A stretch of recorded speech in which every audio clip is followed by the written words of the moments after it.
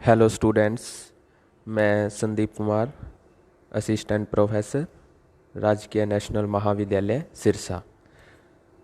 आज की हमारी ऑनलाइन हिंदी कक्षा का जो विषय है वो हिंदी भक्ति काल में कृष्ण काव्य परंपरा के बारे में आज हम पढ़ेंगे और कृष्ण काव्य के प्रमुख कवियों के बारे में जानेंगे, उसकी विशेषताएं, प्रमुख संप्रदाय कृष्ण काव्यधारा के उसके बारे में आज हम विस्तार से चर्चा करेंगे। तो सबसे पहले जो हिंदी भक्ति काल में कृष्ण काव्यधारा है, जो कृष्ण काव्य परंपरा है, वो उसका जो मूल आधार है वो श्रीमद् भागवत पुराण है। उसी को आधार बनाकर कृष्ण भक्त कवियों ने साहित्य लिखा और श्री कृष्ण की लीलाओं का गान किया। तो सबसे पहले जो महाभारत और श्रीमद् भागवत पुराण में जो कृष्ण का स्वरूप है वो अलग अलग है। कृष्ण के दो रूप मिलते हैं, लोक रक्षक एवं लोक रंजक। महाभारत के कृष्ण लोक रक्षक हैं और पुराणों में वर्णित कृष्ण लोक रंजक हैं। और आश्चर्य की बात है कि श्रीमद् भागवत पुराण में राधा का कहीं भी उल्लेख नहीं है। और सबसे पहले जो कृष्ण काव्य में अश्व घोष के ब्रह्मचरित काव्य जो है उसमें कृष्ण का सर्वप्रथम उल्लेख मिलता है कि संस्कृत काव्य में अश्व घोष की रचना है ब्रह्मचरित, उसमें कृष्ण का जो है सर्वप्रथम उल्लेख मिलता है। उसके बाद प्राकृत भाषा में हाल द्वारा रचित गाहा सतसई में राधा कृष्ण का उल्लेख है। उनकी श्रृंगार प्रधान चेष्टाओं की अभिव्यक्ति इस ग्रंथ में हुई है। और उसके बाद जो कृष्ण के कई रूप मिलते हैं हमें। फिर उसके बाद विद्यापति जो है भारतीय भाषाओं में सर्वप्रथम जो मैथिली कोकिल विद्यापति ने राधा कृष्ण की प्रेम लीलाओं का चित्रण किया है अपनी रचना पदावली में। उसके बाद कृष्ण भक्ति के विविध संप्रदाय हैं, जैसे वल्लभ संप्रदाय है, निबारक संप्रदाय है, राधा वल्लभ संप्रदाय है, हरिदासी संप्रदाय है और गौड़िया संप्रदाय है। तो जो कृष्ण भक्ति के अलग अलग संप्रदाय हैं उसमें कृष्ण का स्वरूप भी अलग अलग है। जैसे वल्लभ संप्रदाय में के जो प्रवर्तक हैं वो वल्लभाचार्य हैं और कृष्ण का जो स्वरूप है वो पूर्णानंद परब्रह्म पुरुषोत्तम है। निबारक संप्रदाय में के जो प्रवर्तक हैं वो निबारकाचार्य हैं और उसमें राधा कृष्ण की युगल मूर्ति जो है उसका कृष्ण का जो स्वरूप है वो राधा कृष्ण की युगल मूर्ति के रूप में किया गया है। और राधा वल्लभ संप्रदाय में जो प्रवर्तक हैं वो हित हरिवंश हैं और उसमें राधा ही प्रमुख है, श्री कृष्ण ईश्वरों के ईश्वर भी हैं। उसके बाद हरिदासी संप्रदाय है जिसे सखी संप्रदाय भी कहा जाता है। उसके स्वामी हरिदास ने उसका प्रवर्तन किया था और उसमें कृष्ण का जो स्वरूप है वो निकुंज बिहारी कृष्ण है। उसके बाद जो गौड़िया संप्रदाय है उसके जो प्रवर्तक हैं वो चैतन्य महाप्रभु हैं और उसमें कृष्ण का जो स्वरूप है वो ब्रजेंद्र कुमार कृष्ण है। तो उसके बाद ये थे प्रमुख संप्रदाय कृष्ण भक्ति के। उसके बाद हमारा आता है जो कृष्ण भक्ति के प्रमुख काव्य परंपरा में जो कृष्ण भक्ति काव्य परंपरा है उसमें अष्ट साप का जो है महत्वपूर्ण योगदान है। उसकी अष्ट साप की स्थापना जो है 1565 ईस्वी में विट्ठलनाथ ने की थी, जिसमें कुल 8 कवि थे, 4 वल्लभाचार्य के शिष्य थे और 4 विट्ठलनाथ के शिष्य थे। और ये 8 सखा जो हैं जो गोवर्धन में श्रीनाथ जी के मंदिर में जो है वहाँ पर सेवा करते थे और श्री कृष्ण की भक्ति करते थे। और अष्ट साप के जो प्रमुख कवि हैं जिसमें 4 वल्लभाचार्य के शिष्य और 4 विट्ठलनाथ के शिष्य हैं। सबसे पहले हम वल्लभाचार्य के बारे में करेंगे कि जो वल्लभ संप्रदाय के प्रवर्तक थे स्वामी वल्लभाचार्य, उन्होंने पुष्टि मार्ग जो उनका मार्ग है वो पुष्टि मार्ग है और उन्होंने जो है पुष्टि मार्ग की स्थापना की। और वल्लभाचार्य जी ने जो है ग्रंथ लिखे थे, उनमें से पूर्व मीमांसा भाष्य, अनुभाष्य, श्रीमद् भागवत, सूक्ष्म टीका, तत्वदीप निबंध, तो इनके प्रमुख ग्रंथ हैं और इन्होंने पुष्टि मार्ग की स्थापना की थी। और इनके जो 4 शिष्य हैं वो हैं कुंभन दास, सूरदास, परमानंद दास, कृष्ण दास। और विठलनाथ के जो शिष्य हैं वो हैं गोविंद स्वामी, नंददास, शीत स्वामी और चतुर्भुज दास। तो सबसे पहले हम कुंभन दास के बारे में करेंगे, अष्टसाप के प्रमुख कवियों में, कि जो कुंभन दास है वो वल्लभाचार्य के शिष्य थे। इनकी कोई स्वतंत्र रचना का उल्लेख नहीं मिलता, लेकिन इनके कुछ पद राग कल्पद्रुम, राग रत्नाकर में मिलते हैं। मतलब जो कुंभन दास है, इन्होंने कोई स्वतंत्र रूप से कोई रचना नहीं लिखी या उसकी कोई रचना का उल्लेख नहीं मिलता हमें, लेकिन इनके कुछ पद जो हैं वो राग कल्पद्रुम, राग रत्नाकर में मिलते हैं। 84 वैष्णव वार्ता के आधार पर कुंभन दास का जन्म 1468 ईस्वी में एक क्षत्रिय वंश में हुआ था। ये विवाहित थे और इनका विशाल परिवार था और इन्होंने 1492 ईस्वी में स्वामी वल्लभाचार्य से दीक्षा ली। ये साधु वृत्ति के संतोषी संत थे। एक बार मुगल बादशाह अकबर ने उन्हें गायन के लिए अपने दरबार में बुलाया। तब वहाँ पर मिले सम्मान को नकार कर इन्होंने बादशाह को यह पद सुनाया कि भक्तन को कहाँ सीकरी सो काम, आवत जात पनह्या टूटी बिसर गयो हरि नाम। कि ये एक संतोषी व्यक्ति के जो संतोषी संत थे और उन्होंने जो है मुग़ल बादशाह जो अकबर थे उनके सम्मान को जो ठुकरा दिया था, नकार दिया था। उसके बाद बादशाह को एक पद भी सुनाया था कि भक्तन को कहाँ सीकरी सो काम, आवत जात पनह्या टूटी बिसर गयो हरि नाम। कि जो भक्त होते हैं उनको सीकरी मतलब जो उनकी राजधानी थी मुग़ल बादशाह अकबर की, कहते हैं कि उन्हें वहाँ क्या काम है आने और जाने से, तो उनकी पनह्या मतलब पाँव की चप्पलें ही टूट गई हैं और बिसर गयो हरि नाम, और प्रभु श्री कृष्ण का नाम भी बिसर गया है। तो उसके बाद दूसरे हमारे कवि आते हैं सूरदास, जो कृष्ण काव्यधारा के सर्वाधिक प्रमुख कवि हैं और स्वामी वल्लभाचार्य जी के शिष्य थे। इनके जन्म काल के बारे में कोई प्रमाणिक रचना नहीं मिलती है।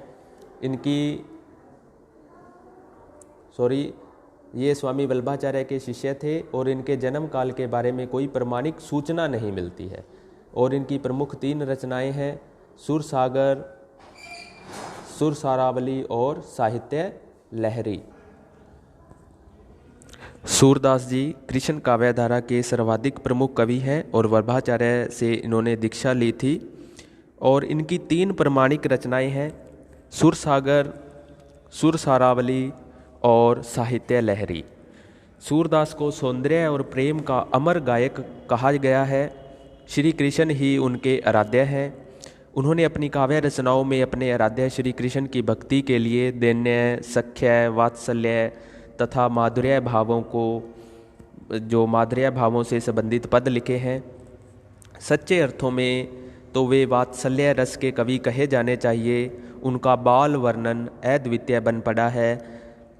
सूरदास की भाषा साहित्यिक ब्रज भाषा है जिसमें संस्कृत के तत्सम शब्दों का सुंदर मिश्रण हुआ है।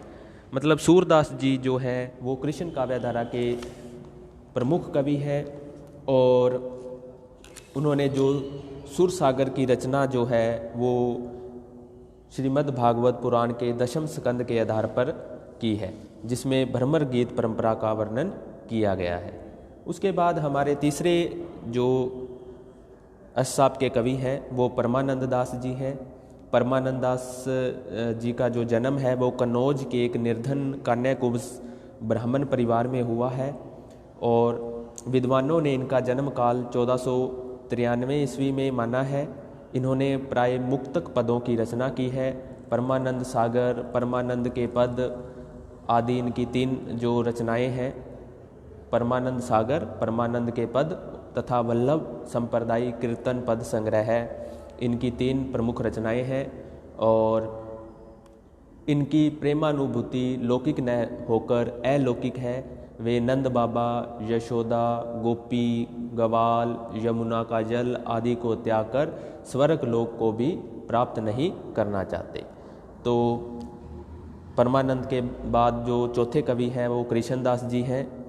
कृष्णदास जी असाप के कवि हैं और वल्लभाचार्य ने जो है वल्लभाचार्य से इन्होंने शिक्षा ली और इनका जन्म अहमदाबाद के चिलोत्रा गांव में सन 1496 ईस्वी में हुआ।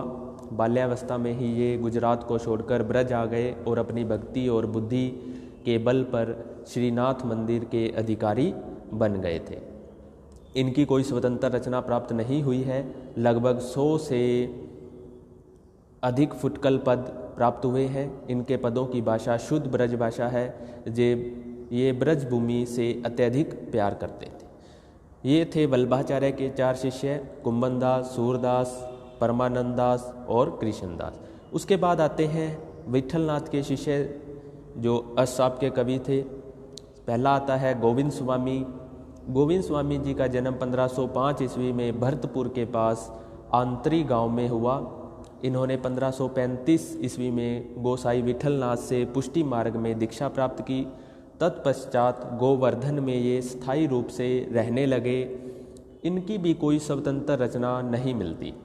इन्होंने समय समय पर जो कृष्ण भक्ति के पद लिखे हैं वे सब गोविंद स्वामी के पद में संकलित हैं। इन्होंने मुख्यतः राधा कृष्ण की श्रृंगार लीलाओं का वर्णन किया है। उसके बाद आते हैं नंददास। असाप में सूरदास के बाद सबसे महत्वपूर्ण कवि नंददास हैं। इनका जन्म 1533 ईस्वी में एटा जिले के सोरो के पास रामपुर गांव में हुआ। इनका संबंध ब्राह्मण जाति से था। इन्होंने गोसाई विठलनाथ से शिक्षा प्राप्त की और 1582 ईस्वी में इनका निधन हुआ। इनके लगभग 15 ग्रंथ मिलते हैं हमें। उनमें से प्रमुख है रास पंचाध्यायी, भंवर गीत, रूप मंजरी, रस मंजरी, नाम मंजरी, रुक्मणी मंगल, गोवर्धन लीला, सिद्धांत पंचाध्यायी। जो इनका रास पंचाध्यायी है वो सबसे महत्वपूर्ण ग्रंथ है जो रोला छंद में लिखा गया है। इसमें कवि ने जो इनका रास पंचाध्यायी ग्रंथ है इसमें कवि ने सरल भाषा में श्रीमद् भागवत का रूपांतरण प्रस्तुत किया है। भंवर गीत में उद्धव गोपी संवाद है और गोवर्धन लीला में श्री कृष्ण लीला के साथ साथ गोवर्धन का वर्णन भी किया गया है। तो उनके जो शब्द चयन है वो पूर्णतः उचित एवं सार्थक है। उनके बारे में कहा भी गया है कि और कवि गढ़िया नंददास जड़िया। तो ये भी असाप के महत्वपूर्ण कवि हैं। उसके बाद आते हैं तीसरे कवि शीत स्वामी। शीत स्वामी जी का जन्म 1515 में मथुरा के चतुर्वेदी ब्राह्मण परिवार में हुआ। इनके जो पूर्वज थे वो बीरबल के पुरोहित थे। इन्होंने विठलनाथ से पुष्टि मार्ग की दीक्षा लेकर गोवर्धन के पास एक तमाल वृक्ष की छाया में रहने का निश्चय किया। काव्य एवं संगीत में रुचि होने के कारण वे अपना सारा समय गीत संगीत में व्यतीत करते थे। उनका कोई स्वतंत्र ग्रंथ नहीं मिलता। शीत स्वामी की पदावली में उनके लगभग 200 पद संकलित हैं। इनका काव्य साधारण कोटि का है लेकिन भक्ति भाव से परिपूर्ण है। तो उसके बाद आते हैं हमारे चौथे जो विठलनाथ के शिष्य हैं चतुर्भुजदास। ये असाप के कनिष्ठ कवि कहे जाते हैं। मतलब ऐसा माना जाता है कि ये जो चतुर्भुजदास जी हैं वो वल्लभाचार्य के जो शिष्य थे कुंभनदास उनके सबसे छोटे पुत्र हैं और इनके जो सभी भाई किसान थे लेकिन चतुर्भुजदास की खेतीबाड़ी में कोई रुचि नहीं थी। ये हमेशा भजन कीर्तन में ही मस्त रहते थे। यह देखकर कुंभनदास ने उन्हें स्वयं गान विधा सिखाई और पुष्टि मार्ग में दीक्षा दिलाई। इनका कोई स्वतंत्र ग्रंथ उपलब्ध नहीं होता, अतः इनके स्फुट पदों को चतुर्भुज कीर्तन संग्रह, कीर्तनावली और दान लीला शीर्षक से पुस्तकों में प्रकाशित किया गया है। तो ये थे हमारे असाप के प्रमुख 8 कवि, जिसमें से 4 वल्लभाचार्य के, 4 विठलनाथ के शिष्य थे और वल्लभाचार्य के शिष्यों में सूरदास जी का प्रमुख स्थान है कृष्ण काव्य परंपरा में, और विठलनाथ के शिष्यों में नंददास जी का महत्वपूर्ण स्थान है। उसके बाद कुछ अन्य कवि भी हैं कृष्ण काव्य धारा में, जैसे रसखान है, उन्होंने भी कृष्ण की भक्ति की और कृष्ण की लीलाओं का वर्णन किया अपने काव्य में। रसखान एक मुसलमान कवि है जो श्री कृष्ण के परम भक्त थे। इनका असली नाम सैयद इब्राहिम था और इनका जन्म 1533 ईस्वी के आसपास दिल्ली के पठान परिवार में हुआ। कि जो रसखान थे उनका मूल नाम था सैयद इब्राहिम और ये मुसलमान थे, और मुसलमान होकर भी ये कृष्ण भक्ति में अत्यधिक रुचि रखते थे। कुछ वैष्णव भक्तों के कारण ही वे कृष्ण भक्ति की ओर प्रेरित हुए। एक बार वे भाव विभोर होकर कृष्ण के दर्शन के लिए श्रीनाथ के मंदिर में गए। कहते हैं कि भगवान ने उन्हें वहां साक्षात दर्शन दिए। फलस्वरूप उन्होंने गोकुल में जाकर गोसाई विठलनाथ से दीक्षा ली और ब्रजभूमि में जाकर रहने लगे। कृष्ण के प्रति उनकी रसमयी भावना है, इसलिए लोग उनको रसखान के नाम से पुकारते हैं। सुजान रसखान, प्रेम वाटिका इनकी 2 काव्य रचनाएं हैं। इनकी कविता का प्रतिपाद्य कृष्ण प्रेम है और कृष्ण से संबंध रखने वाली सभी वस्तुएं इनको प्रिय लगती हैं। कवि ने श्री कृष्ण के रूप, सौंदर्य, वेशभूषा, मोर मुकुट, पीताम्बर, वनमाला आदि का मनोहारी वर्णन किया है। और जो रसखान है उन्होंने अपनी कविताओं में सहज एवं सरल ब्रज भाषा का प्रयोग किया है। उनके काव्य में अनुप्रांस, उपमा, श्लेष, यमक आदि अलंकारों का प्रयोग भी देखा जा सकता है। उसके बाद जो कृष्ण काव्य धारा में जो प्रमुख कवि है, कवित्री है मीराबाई, उनका भी नाम कृष्ण काव्य में आता है। मीराबाई कृष्ण की सच्ची भक्तिन थी। मीराबाई का जन्म राजस्थान के मेड़ता के पास चौकड़ी नामक गांव में हुआ और इनके पिता का नाम जोधा रतन सिंह था। बाल्यावस्था में ही इनकी मां का निधन हो गया और बाद में इनके दादाजी ने इनका पालन पोषण किया। बचपन में ही मीरा का विवाह मेवाड़ के राजवंश में राणा सांगा के पुत्र भोजराज के साथ किया गया। विवाह के 7 साल बाद ही मीरा विधवा हो गई और बाद में गिरधर गोपाल को अपना पति मानने लगी। कृष्ण मंदिरों में मीरा प्रेम के गीत गाती थी और साधु महात्माओं के साथ सत्संग करती थी, लेकिन उनके देवर को ये उचित नहीं लगा। फलस्वरूप इनको मारने का प्रयास भी किया गया, लेकिन वे निरंतर श्री कृष्ण की भक्ति में लीन रही। और इनकी कुछ रचनाएं हैं। गीत गोविंद की टीका, नरसिंह जी का माहिरा, मलार राग, नरसिंह मेहता की हुंडी, मीरा की गरबी आदि इनकी जो है प्रमुख रचनाएं हैं। मीरा ने माधुर्य भाव की भक्ति का निरूपण किया। उनके काव्य में भावुकता, माधुर्यता तथा विरह वेदना सर्वत्र देखी जा सकती है। उनकी भाषा जो है वो ब्रज भाषा है और उसमें राजस्थानी, गुजराती, पूर्वी हिंदी, पंजाबी के शब्दों का मिश्रण भी हुआ है। विभिन्न राग रागनियों में रचे मीरा के पदों में संगीतात्मकता का पुट है। आज भी मीरा के पद गाए और सुने जाते हैं। तो ये थे कृष्ण भक्ति के प्रमुख कवि। और उसके बाद आते हैं हम कृष्ण काव्य की प्रमुख प्रवृत्तियों के बारे कि कृष्ण काव्य की प्रमुख क्या विशेषताएं हैं, उसके बारे में हम करेंगे। इसमें पहला पॉइंट है कृष्ण का स्वरूप, कि जो कृष्ण काव्य की प्रमुख प्रवृत्तियों में पहला पॉइंट है कृष्ण का स्वरूप। इसमें कृष्ण भक्त कवियों का मत है कि कृष्ण ब्रह्मा के अवतार है। मूलतः वे निराकार और अजन्मे हैं, लेकिन भक्तों के कल्याणार्थ वे निराकार से साकार बने हैं। श्रीमद् भागवत पुराण कृष्ण भक्ति का मूलाधार है, इसलिए ये कवि कुछ स्थलों पर कृष्ण का वर्णन मानव रूप में करते हैं और कुछ स्थलों पर अवतारी रूप में। मानव रूप में श्री कृष्ण नंद यशोदा के पुत्र, ग्वाल बालों के सखा और गोपियों के प्रेमी हैं। अष्टसाप के अधिकांश कवियों ने कृष्ण के इसी रूप को आधार बनाकर उनकी लीलाओं का वर्णन किया है, लेकिन बीच बीच में ये कवि कृष्ण के अवतारी रूप का वर्णन भी करते हैं। कृष्ण का यह स्वरूप पुष्टि मार्गीय मान्यताओं के आधार पर निर्धारित हुआ है। जब पालने में पड़े हुए कृष्ण अपने पैर का अंगूठा मुंह में लेकर चूसते हैं तो यह देखकर शिव, ब्रह्मा, शेषनाग आदि भी भयभीत हो जाते हैं।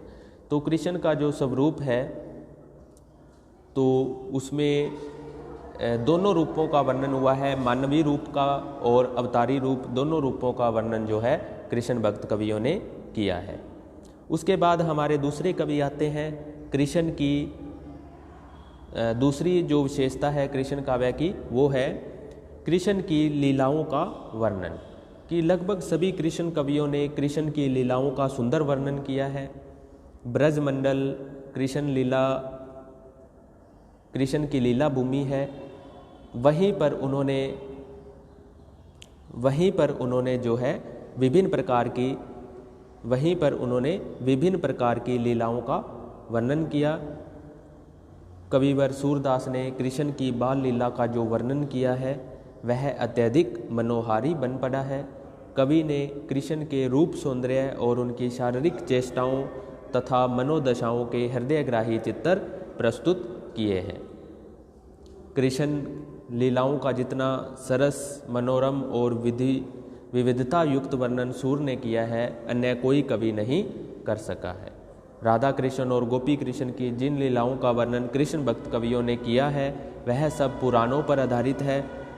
कृष्ण कवियों ने बाल लीलाओं, किशोर लीलाओं और रास लीलाओं का चित्रण किया है। भागवत में तो कृष्ण की लीलाओं का वर्णन मौलिक रूप से किया गया है, परंतु भागवत में राधा का कोई उल्लेख नहीं है और यही कारण है कि उन्होंने निबारक और वल्लभ संप्रदाय का वर्णन सविकीय नायिका के रूप में किया है।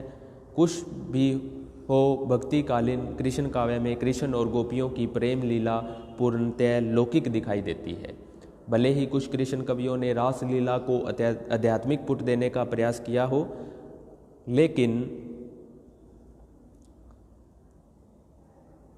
लेकिन आगे चलकर रीति काल में कृष्ण की प्रणय लीलाएं घोर श्रृंगारी रूप धारण कर लेती हैं।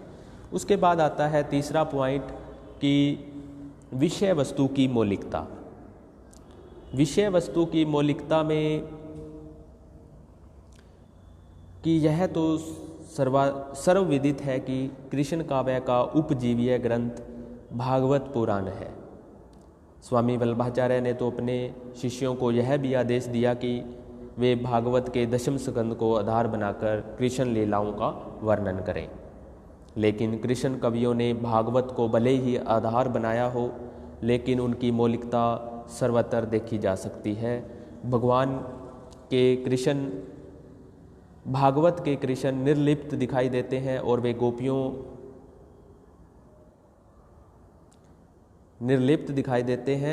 और वे गोपियों की प्रार्थना के फल स्वरूप ही लीलाओं में भाग लेते हैं। लेकिन कृष्ण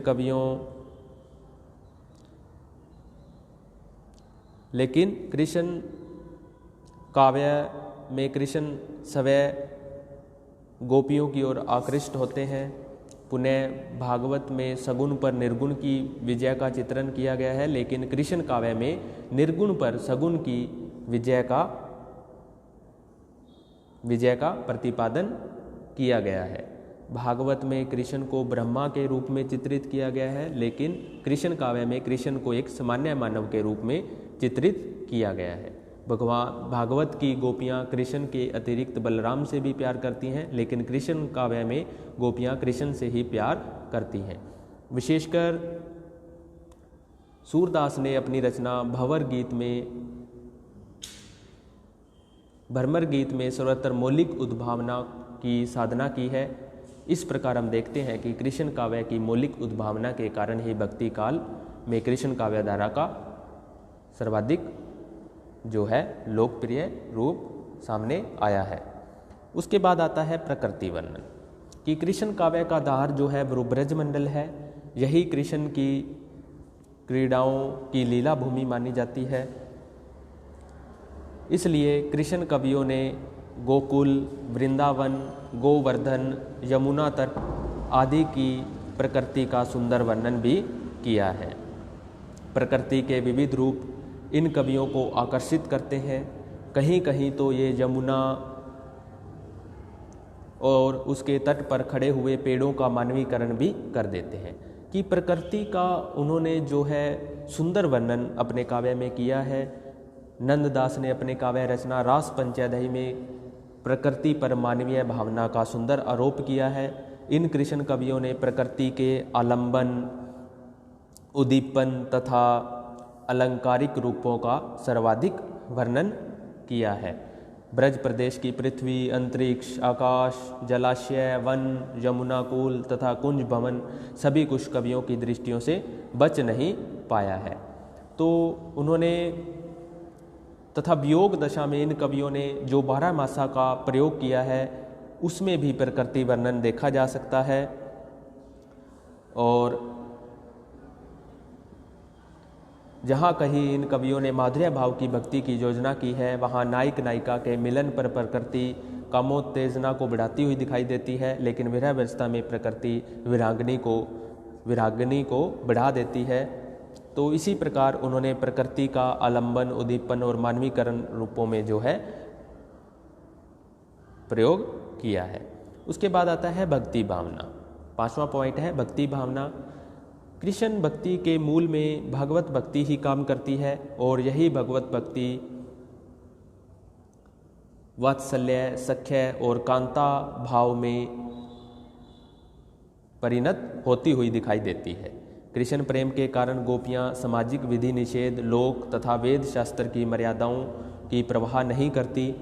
कृष्ण कवियों ने देवी शक्ति की रचना पर रागानुगा भक्ति को प्रधान माना है।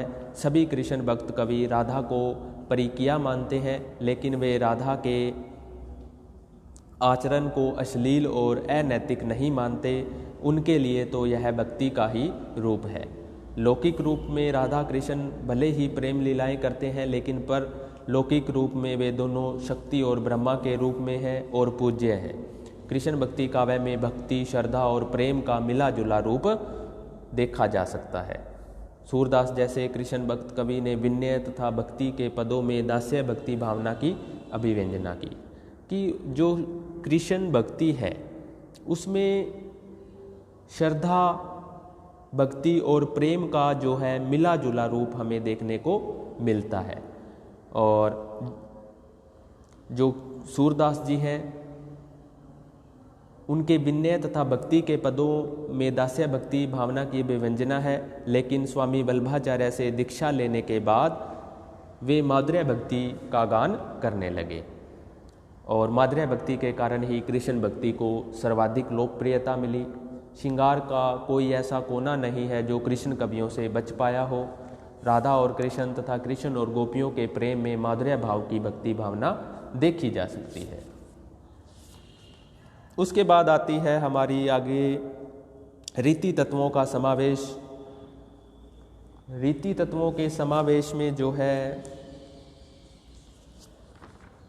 कृष्ण काव्यधारा के कुछ कवियों की रचनाओं में रीति तत्वों का समावेश देखा जा सकता है। कृष्ण काव्य में श्रृंगार वर्णन के साथ साथ रीति तत्व का समावेश भी हुआ है। कवियों ने नायिका भेद एवं अलंकार निरूपण करना प्रारंभ कर दिया। सूरदास एवं नंददास की कृतियों में रीति तत्व का यह समावेश प्रचुरता से हुआ है। सूरदास ने साहित्य लहरी में नायिका भेद एवं अलंकार वर्णन किया है, जबकि नंददास कृत रस मंजरी में नायिका भेद, हाव भाव, रति आदि का विशद निरूपण किया गया है। नंददास का एक अन्य रीतिपरक ग्रंथ है विरह मंजरी, जिसमें विरह के काव्य शास्त्रीय भेद समझाए गए हैं। तो रीति तत्वों के समावेश पर डॉक्टर रामकुमार वर्मा ने एक परिभाषा दी है कृष्ण काव्य के बारे में।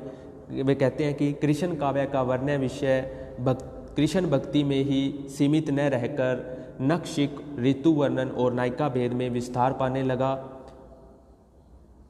इस समय भाषा परिमार्जित हो गई थी, अतः अलंकार योजना भी भाषा के साथ होने लगी थी।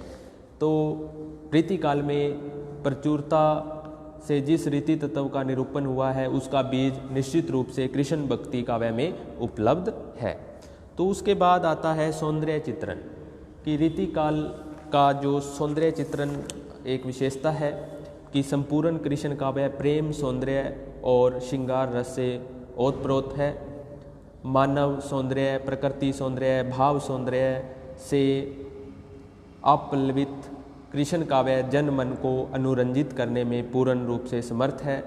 कवियों ने कृष्ण के बाल सौंदर्य की झांकी अंकित की है और उसके साथ साथ राधा कृष्ण के किशोर सौंदर्य का भी हृदयग्राही वर्णन किया है।